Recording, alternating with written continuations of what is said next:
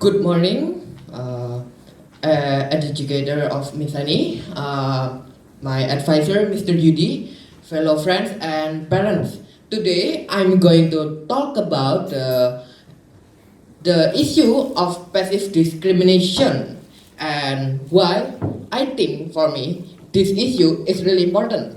Now, why passive discrimination? Passive discrimination is a problem in a society of inequalities. It affects the quality of life of every individual of us. It may can disturb our maybe our process in life or maybe our mental health or probably our personal life as a whole.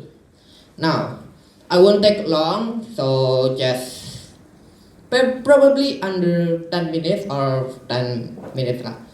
Now, my research question is this: do people in Surabaya experience passive discrimination action in society?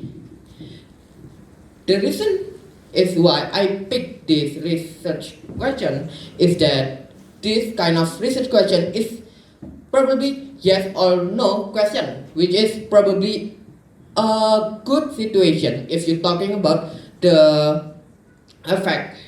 Is it yes or no? There's no gray area in the between. Now, moving to my hypothesis is that from my research question is that not many people in Surabaya will passively discriminated as Surabaya as we know it is probably from the outside is probably a peaceful city. It's a big city with a lot of gender, races, and religion. There's a lot of diversity in a certain group or the city in a whole. Now, however, I want to study and research how does the city are well connected to each other. The hypothesis is that not many people in Surabaya can be suggested because I didn't find a lot of many cases of passive discrimination in a society. Now, moving on to the theories, there are actually 4 theories that I would like to introduce you. The first one is the culture and inequalities, the inequality that led discrimination, and the third one is the active discrimination, and the fourth one is passive discrimination. Let me tell you one by one. The first one, the culture and inequalities. The different view of a word will lead to unfair opportunity. Meaning that culture as we know it is the view of the world. Our personal culture is basically our view of the world and how we interact with each other, right? Now, this culture can lead to unfair opportunity. That is inequality, of course. And unfair opportunity, this will lead to another theory that I will talk about is that the inequality that led discrimination. The unfair opportunity that people have will lead to its act of biased judgment, meaning that the inequality that we have, that we feel, it can be led to discrimination. The act of biased judgment can be defined as discrimination. Now, discrimination can have 2 different meanings. The active discrimination, which is the act of discrimination, physically and verbal abuse, which in my research doesn't talk about like this. Now, the second one is the passive discrimination. The passive discrimination, as we know it, is passively supported by the act of discrimination without verbal abuse or physical doing. And how we can notice it by this example. Trouble number 1, trouble doing something because of different race or religion.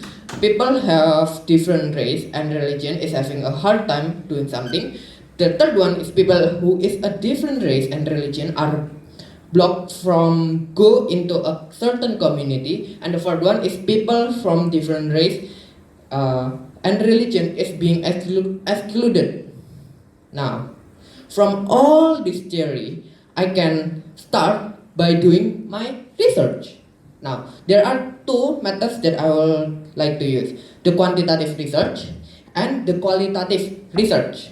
Now, for the quantitative research, I would like to have a survey between family and friends to the public.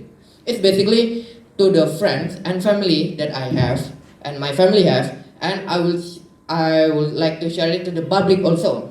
Now, for the qualitative research, it's basically an interview between two experts. One is from a teacher, and the second one is from another. The first one is a teacher from MSCS, and the second is an advocate working for a company. Now, moving on to the analysis, as I won't take that long, based on the 111 respondents that I got, is that 74.46% of respondents knew the passive discrimination characteristic that I just told you that in the theories before that. Now, 65.45% of respondents knew the reason and source why passive discrimination happened. It's basically from their religion, their race, and other thing, basically the minority background of the respondent. Now, 58.76% of respondents doesn't have an effect to their personal life, which is really surprising, as discrimination sometimes will lead to a disruption of their mental health or even their personal life. Now, however, 61.86% said that it affects their view towards the majority, and it also connect to how the 61.86% of the respondents said that it also maybe affect their friends who are affected by this passive discrimination. Now, moving on to the interview that I've had for the two experts, is that based on sociological teacher Miss Rere and an advocate working for a company, Miss Christina Loho, both said that passive discrimination can be minimized. However, Ms. Rere said that by campaigning and educating the society, while in the law perspective of Ms. Christina Loho said that by enforcing the law and by enforcing the legal communities or organization to have, such as the law of UU PDRE number 29 of 1999.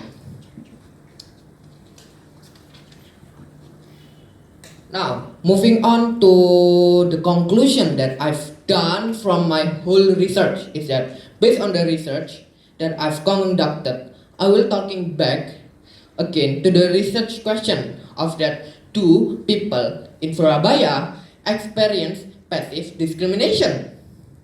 Now, to the research question and to my hypothesis of not so many people experience, as Surabaya is basically not really so much case about the passive discrimination. After doing the research, I've concluded and confidently says that my initial hypothesis is false, as the real answer of my research question says that almost all, not all from my respondent experience the passive discrimination that in Surabaya, and this have conducted from my research and from the respondent itself. Now, after the conclusion of all that, I would like to have the solution about it. After the conclusion that I've made, the solution that I can give is that first, the government must take a step toward educating the society. Maybe the government, that the major things that the government has taken to give this passive discrimination to have a lower percentage is actually helping. However, the government must take another step to make the educating the society so that passive discrimination can be minimized. Now, the second is the reinforcement of law or legal organization. Based from my seeing all around the Surabaya, some police officer and maybe legal organization doesn't take that passive discrimination case as nothing serious, but such as like it's like not a really big deal lah. Now, the last one is the victim. The victim of passive discrimination must speak up to the legal organization. We cannot let that the victim of this passive discrimination to be disclosed. They must speak up for themselves. They must speak up for themselves so the legal organization can take a step towards